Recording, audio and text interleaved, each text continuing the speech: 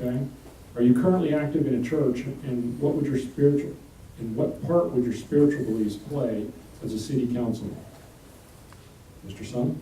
Sorry, I didn't quite follow your question. Are you currently active in a church, and what part would your spiritual beliefs play as a city councilman? Well, again, yes, I am an active church member. I'm a deacon of a Korean United Methodist Church, and always, again, I preach God is love, and God is love. Always that trust in the Lord with all your heart. Lean on your own ways. Always acknowledge Him. He will make your path straight. And I put God first in whatever I do. If I become a city council member, I should ask for God's wisdom, do what is right for the people, do the right things for the people. And first and foremost, it doesn't matter what color, what creed, what religion, but first and foremost, I put God first in my life as a city council member to lead me and guide me and show me the way. Mr. Ryan? I attend Sojourn Church and have since October of 2004. And I'll share with you a verse that helps me to make decisions. It's from Deuteronomy 30:19. It's the point where they're about to go into the promised land and cross over the Jordan. And Moses is presented a choice by God that he then, of course, shares with the nation of Israel that he's leading prior to Joshua taking over. And God tells him, I lay before you today blessing and cursing, life and death. Then he tells him what choice to make. Choose life. And that's what I use as my rose-colored glasses, whatever you want to call them, for almost every decision I make. Which path leads to life? Or sometimes it's easier to see which one leads to death. And so that's how I choose to look at it. And as well, as I mentioned before, God's the creator of everything. He's in all of it, the education, political system, media, arts. He's everywhere. Okay, Mr. Babbitt? Yep. I attend St. Catherine Catholic Church, St. Catherine of Siena Catholic Church.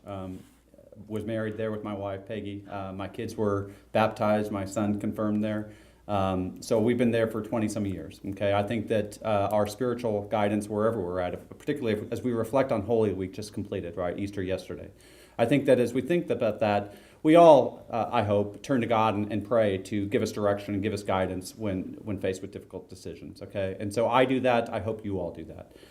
It is part of who I am as a person. I try to have respect for other people's religions and try to be open-minded in terms of who they are versus trying to put my religion upon them. But yes, it's part of who I am as my fabric. Mr. Fox?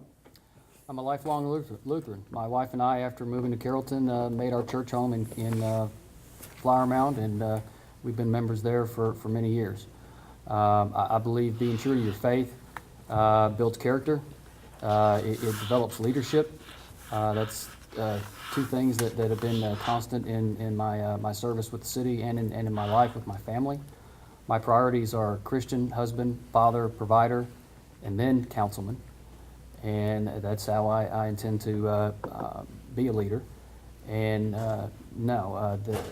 my religion would not come into play as a council member, but it would be my guiding source.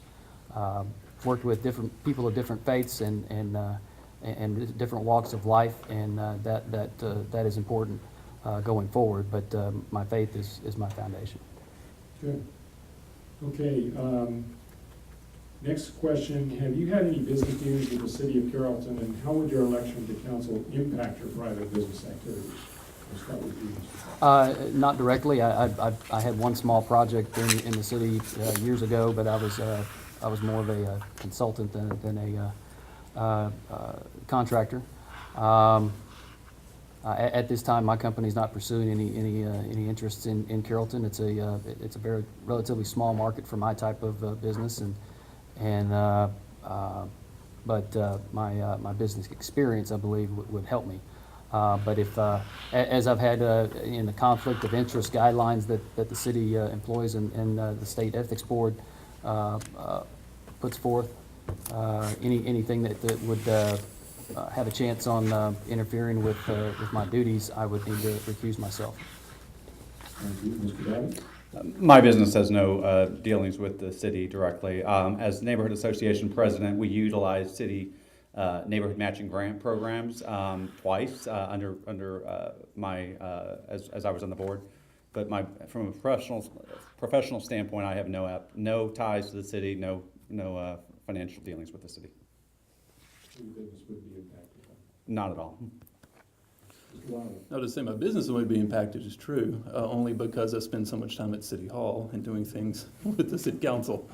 But no, I have no dealings. I do software development, specifically focused on mobile sites, mobile applications, and the city is not a client, nor will it ever be a client.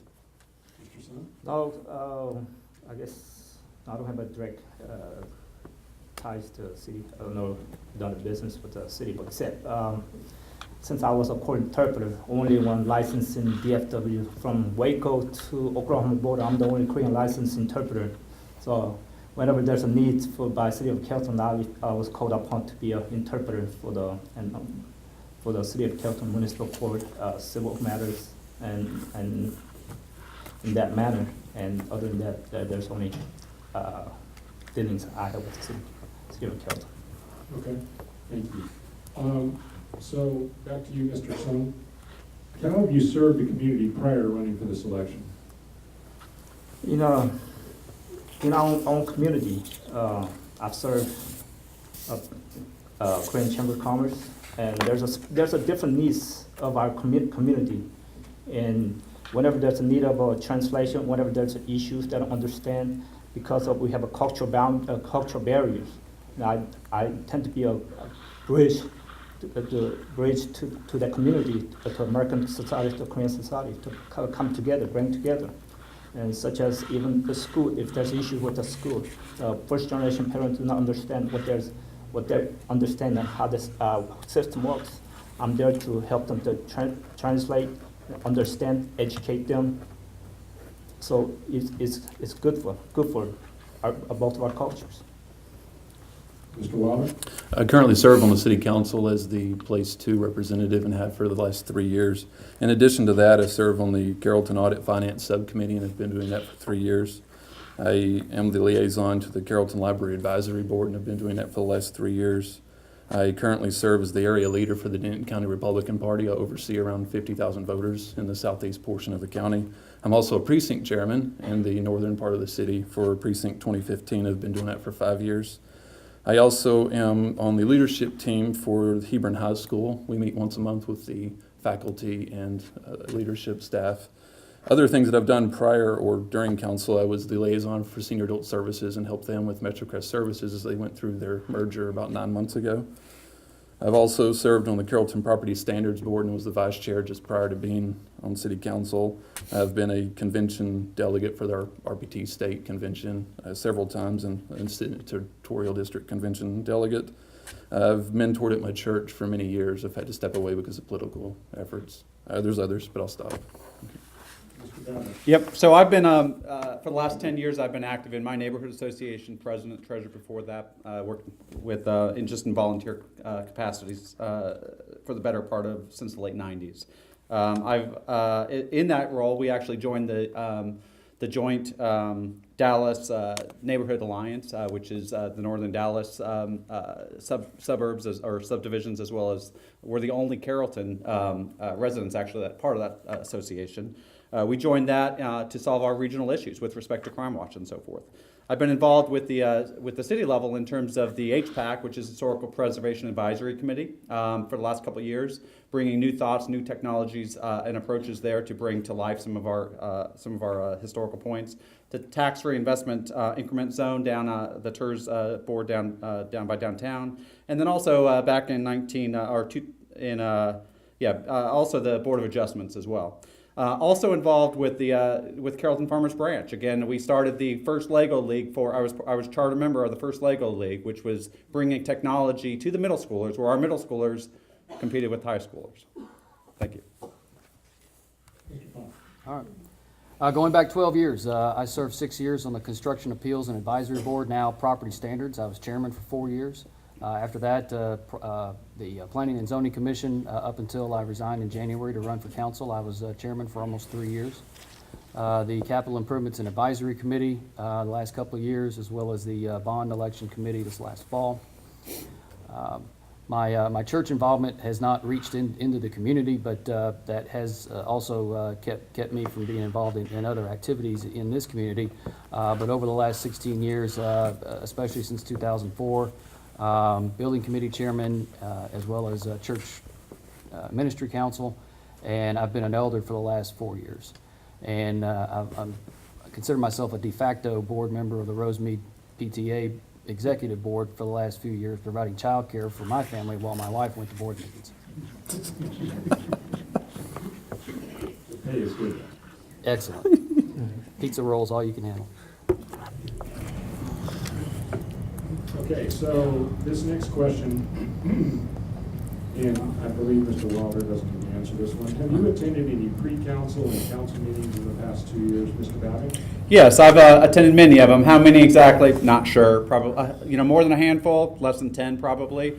I've attended them when I've needed to based on what's on the agenda items or when I've had to bring things from my neighborhood, the Highlands, to the city, right? Whether that was, just a number of issues. Certainly the egrets, security cameras, some of the things we were doing with the old, and my pet peeve is, of course, the vacant Kroger parking lot there at Midway and Rosemead. So greater than 5, less than 10. Since the first of the year, or since filing my candidacy, I've attended them. I missed last week. I was out of town. Mr. Sum?